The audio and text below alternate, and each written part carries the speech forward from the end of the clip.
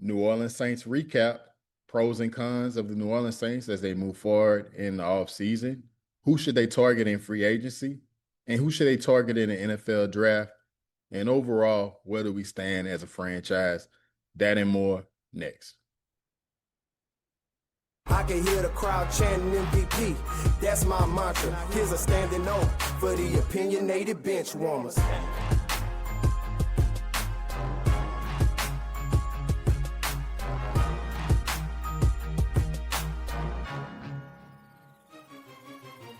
Welcome to the Opinionated Benchwarmers podcast. I'm your host, Rob. I just want to take a moment to thank everyone who's been listening to us for the best listenership ever. Whether you're tuning in for the first time because you're an avid Saints fan like me, whether you're tuning in because you're tuning in for a brand new, fresh perspective on sports, and this is your first time, welcome. Shout out to the seasoned listeners out there who's been listening to us from week to week. We appreciate the love and support and are incredibly grateful for every subscriber and every listener that has given this podcast the time of day. Make sure that you stay locked in. Make sure that you'll subscribe to the podcast on every podcast platform out there. Make sure that you smash the bell on YouTube to make sure that you're subscribed when we drop this wonderful content. As I said, I love the Saints just like you do. So let's do it. Let's recap the season and how we turned out. Let's start with the pros. The New Orleans Saints have some things working for them. I hate to say it. I hate to be cautiously optimistic, but in my opinion, the Saints have a lot of things going for them. And let's start with the quarterback, Tyler Shough. If you want to reference my previous Saints episode 203, Legacy, Future, and Finale, I got in depth about how I feel about Tyler Shough and the direction of the franchise. So make sure that you check that out. I'm going to keep everything high level. Tyler Shough has proven himself as a quarterback that can be built around. What can we do to have him take the next step in his sophomore year? Tyler Shough has proven that he's a leader.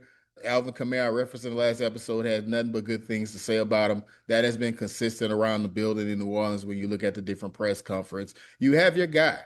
I don't have to rehash what it has been as a Saints fan to watch us try to figure out who's going to be our quarterback. We started off with Spencer Rattler, and we ended up with Tyler Shough. So good job. All credit to Mickey Loomis.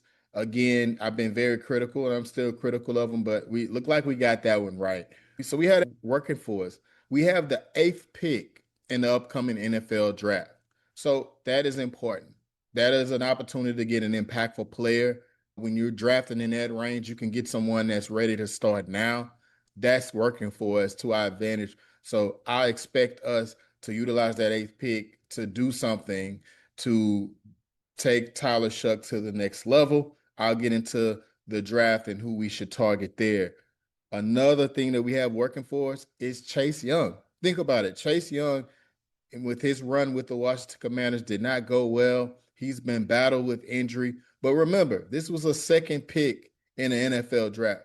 The gentleman has talent, and it was nice to see him have 12 sacks this year and become productive for us. So I know that we know about the famous highlight of the strip sack touchdown that he had. That's the ability that this guy has. He's learning from Demario Davis and Cam Jordan, who are veterans. We'll talk about them as well. That is still productive even at their age at 37 and past their prime. And he's sucking it in. He's only 26 years old. He has a lot of football to give. And if he can stay healthy, he can prove to be a very valuable asset to us as we move forward. And then another thing, we have a weak division here. Between the Buccaneers, the Atlanta Falcons, the Panthers, who are trending in the right direction, but I don't see anybody that can fear us. Though the division winner had a record of 8-9. So when you look at that, I think that the division is for the taking. If we can focus on winning this division, then we'll find ourselves in the playoffs. Now, I don't want to be all optimistic, right? There are some things that we need to work on, and there's some weakness that the New Orleans Saints have that I would like to see, and in my opinion, can take us to the next level. The first thing that I would look at is that we'll need to look at a complementary piece in that receiver room to complement Chris Olave. Chris Olave is coming off a career year, over 100 catches, over 1,000 receiving yards. He has had a phenomenal year, and is an all-pro. And we know that he had the blood clot, didn't play in the last week of the season. So hopefully he'll be ready to go come camp on the off season and coming next season. But Chris Olave proved himself to be a wide receiver one, but we need someone to take the pressure off of him. And I'll get into my opinion on who we could target, maybe in free agency or maybe through the draft, that can complement him and take our receiving core up to the next level. Now, when you look at us statistically, the New Orleans Saints and how they perform, let's start off with offense. I would say rushing, we were at the bottom of the league in rushing yards, averaging, I think, 3.7 yards per rush. That was good enough for 28th in the league. That we have 32 teams in NFL, 28th, that's not a good number. And I know that Alvin Kamara was injured and banged up, and then he's over the hump. He's past his prime. He's at his age. We look at Devin Neal. I liked a couple things out of Devin Neal. But the reality of it is we had a lot of injuries, and I think that's the case of we have to figure out who's going to be the running back to take the next step and help us out in that area. And that could be supplemented in the draft, and I'll get to that, and the free agency. So we have to work on that. And then cap space. We're in the best shape that we've been in years past.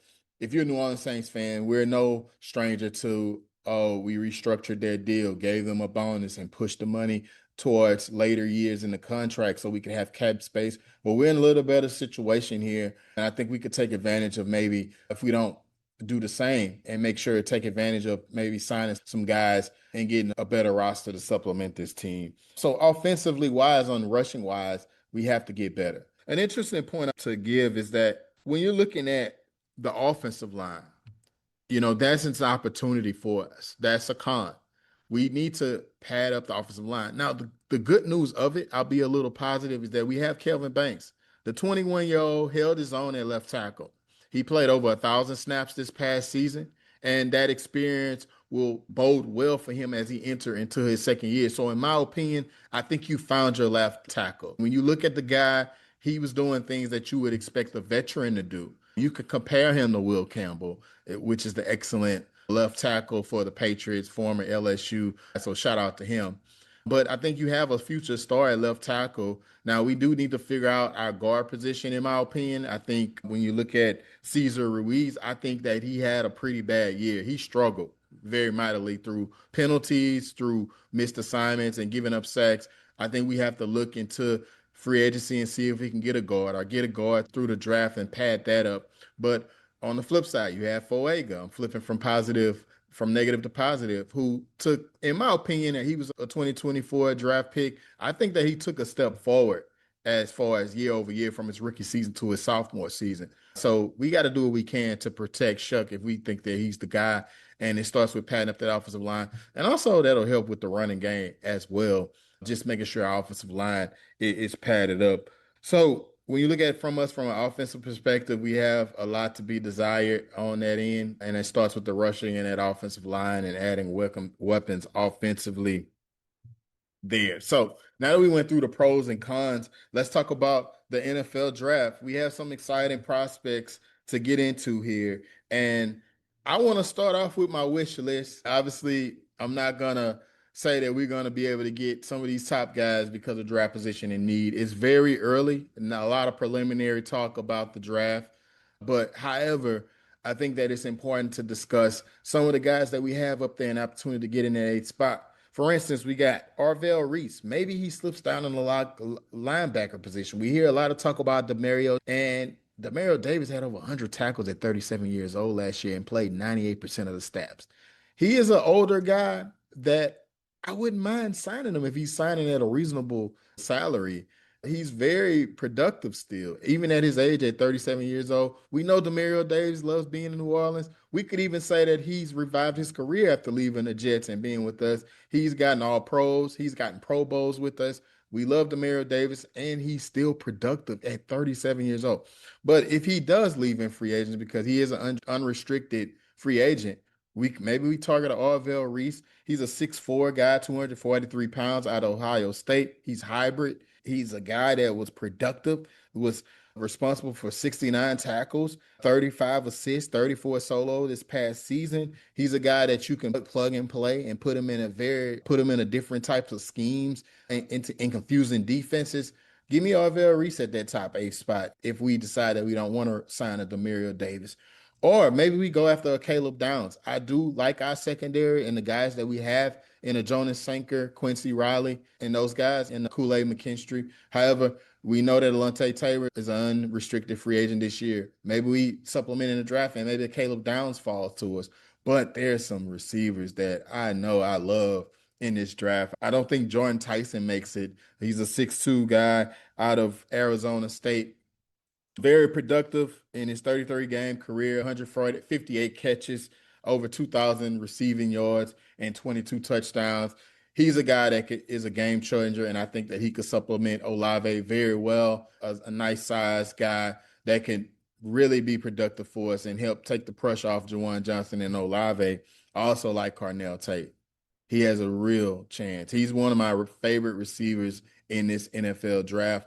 In my opinion, I don't know if he's the best or not, but he's my favorite. In my opinion, he is one of the best he's a big receiver, a big body receiver at 6'3", 195.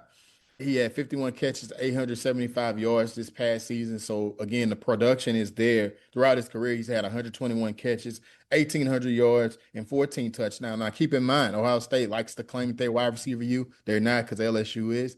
I graduated from LSU, so I'm not biased. Check the stats, check the numbers. But however, he's out of Ohio State, and that production, he's had other guys to compete with.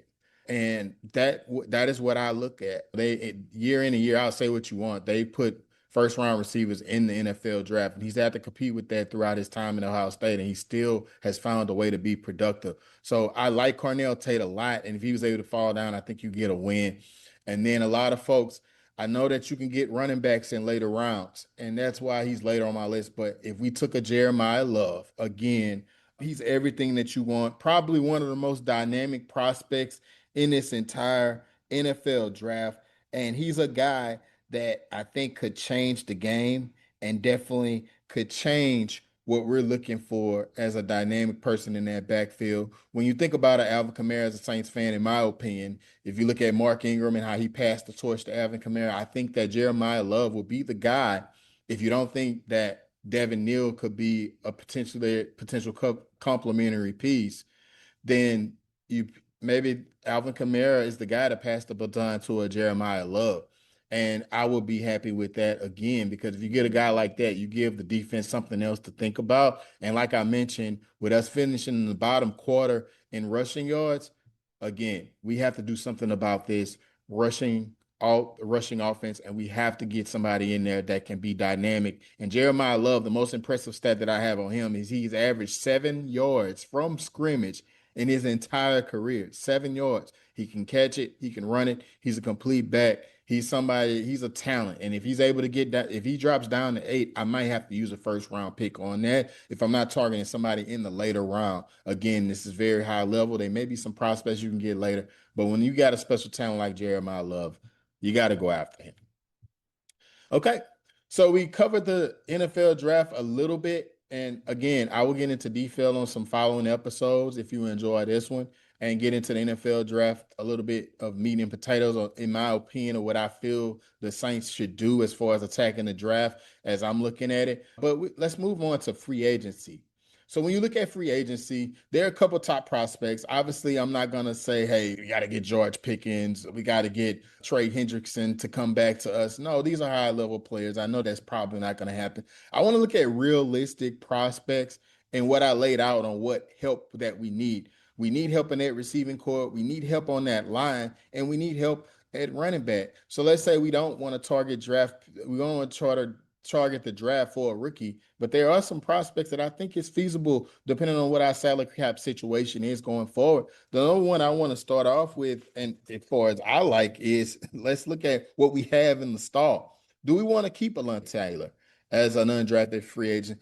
In my opinion, 27-year-old, he has a lot of meat on the bone left, and I know that he's going to be a high commodity. Alontae Taylor, go ahead and get paid. I don't think that he'll be I don't think you get the bang for your buck. He spent a lot of time rushing the quarterback from his position, which he was very good at. But I think, hey, let's let him go somewhere else. I think what you've done in the draft and drafting a Jonas Sanker and drafting in that Quincy Riley era, and we got Kool-Aid McKinstry, I think the secondary will be fine. Let him go. And then we got Demarius Davis, who I think, like I mentioned earlier, I would like to keep him. I think he's very productive. If you're able to sign him for cheap, I think he means so much as far as even intangibles as a leadership role. But the guy's productive. 37 years old, it's unheard of. And it's not talked about enough how durable this guy is, playing 98% of the snaps at 37 years old. So if he wants to be back here, which I think that he does, I think you make it happen. I'm not really a fan of signing older players, but when you're still productive that way, is not showing signs of really slowing down, let's bring them in. And then you got Cam Jordan at 37 years old. Obviously, he's been an anchor, 10 sacks this year. He's still productive. He has a little bit left in the tank. If we're able to sign him at a good deal, I say we keep him. He's been an anchor of New Orleans. He's an anchor on that defense. Chase Young has learned a lot from him, and Chase Young, he's able to elevate him to 12 sacks. Chase Young, if you listen to him, even in the press conference, he talks about how inspired he is by Cam Jordan and Demario Davis. If you want to bring the young buck along, go ahead and re-sign him. Maybe draft another edge rusher later in the draft that you're targeting, because I think that there's plenty of guys that you can get late in the rounds that can be productive. So I do that. So outside of the house, what do we do to pad up this team offensively? We know that we're struggling rushing wise. We know that we're struggling offensively wise. So again, I look at a guy like David Edwards. He's a guard that played the 21st most snaps in the NFL and spent a lot of time at left guard. Again, I'm not convinced that the guard position, that's been a real weakness on that line. I think you bring a guy like him in, if you can, to supplement that line and see if that makes us a little bit better as far as being able to run the ball and protecting Tyler Shuck. And so I'm a big fan of bringing in David Edwards if we're able to get him. He's 28 years old, played over 1,000 snaps this past year. He's a good, solid guy, was solid and all year last year. And I think that he'll be a guy that we probably could target to supplement that line. Secondly, when we talk about the receiving core, I'm not saying break the bank on it. I'm not saying that maybe we could get a Juwan Jennings in on a cheap deal, who was very productive in San Francisco, wide receiver. He's 28 years old, so maybe that will help us being able to sign him at a better deal. He's reliable. When Kittle went down in San Francisco, when Pearsall went down, he was the number one guy and did well in that role. Again, we're not looking for, if you're looking taking the cheaper route, we're not looking for a guy to take over that receiver core. We got Chris Olave as a wide receiver one, but if we can get a Juwan Jennings in who's reliable and has reliable hands, a veteran that's been around, I'm all for it. Again, if you want to take the running back light, you got Tyler Algier, former running back for Atlanta, who's an unrestricted free agent this year. Maybe you go that route and signing him to add on to the backfield. And then you got Romeo Doubs, who can be very interesting. He's 25 years old. He's been very productive from the touchdown front in previous years. And he's been a guy that has been in a crowded receiving room in Green Bay. When they drafted Matthew Golden just this past year, we know that they have a lot of talent in that wide receiver room. Maybe Dobbs want more of a defined role, wide receiver 2 role. Maybe you're able to bring him in to the New Orleans Saints if you feel like it's worth it. I know that you'll probably have to pay him. He's a young guy who's probably looking for a payday, but that's a guy that's on the table that really could add on to what we're trying to do offensively. Look, the Saints haven't done everything right in the past, and we know that if you've been following the Saints as long as I have and has been an avid fan and love them, but it does look like there's light in the tunnel. It does look like we have something to look forward to, and there is a real true pathway for us to make the playoffs because of a weak division. If we're able to get these things right, like I mentioned, if we're able to nail the draft, like you have in the past, you found Quincy Riley, you found Jonas Sanker, who were productive this year. You have your left tackle in Kelvin Banks, and you found your quarterback in the previous draft. So I think that if you can able to nail this draft and be smart in free agency and be smart with this salary cap, the New Orleans Saints could be well on their way in improving this team. Look, I'll be here on follow-up episodes to give you more of my opinions on this. Hey, appreciate you for tuning in and rocking with me for this long. Again, you can find us on YouTube, Opinionated Benchwarmers. Smash the bell, subscribe, get notified when we drop this great content. If you feel so inclined to, share with a friend, share with a fellow Saints fan that love the Saints just as much as I do and you do as well. And also, we just cover sports. We just recorded a recap of the championship Sunday as well. So we drop sports and NFL and NBA. So if you enjoy that, you want to make sure that you're dialed in. So subscribe to the podcast, wherever you like to listen to your podcast at. And again, I'm your host, Rob, and I'm going to get out of here. Until next time.